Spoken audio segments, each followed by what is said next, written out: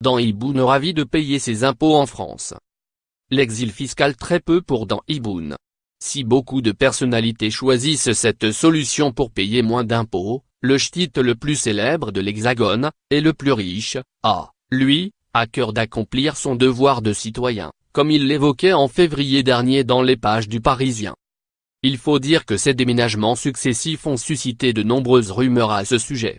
Pour les faire taire, celui qui partage désormais sa vie entre Los Angeles et la Belgique a tenu à clarifier, de nouveau, sa situation fiscale sur le plateau de C'est à vous, précisant avoir toujours payé 50% d'impôts ou qu'il soit et être très content de cela. L'acteur et réalisateur a ainsi rappelé qu'à l'époque de Bienvenue chez les Ch'tis son expert comptable lui avait proposé d'échapper au fisc en montant une structure au Luxembourg. Mais je voulais payer mes impôts en France, a-t-il poursuivi. Un acte citoyen dont il est particulièrement ravi. C'est la première fois de ma vie, et la seule pour l'instant, où j'ai une feuille d'impôt à 2 chiffres en millions d'euros. Une somme pharaonique qui le rend si fier qu'il est allé jusqu'à accrocher son 3e tiers avec le montant global dans son bureau, avant de le ranger précieusement.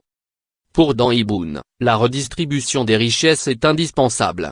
C'est pourquoi, il tient également à participer au financement de films français via le Centre national du cinéma et de l'image animée, CNC. Pour ce faire, on récupère 35 centimes à hauteur de 5 millions d'entrées, a-t-il expliqué à Anne-Elisabeth Lemoine. Ainsi, les films qui marchent financent les autres films. Un cercle vertueux essentiel à ses yeux. Crédit photo, Coadi Guirec Bestimage.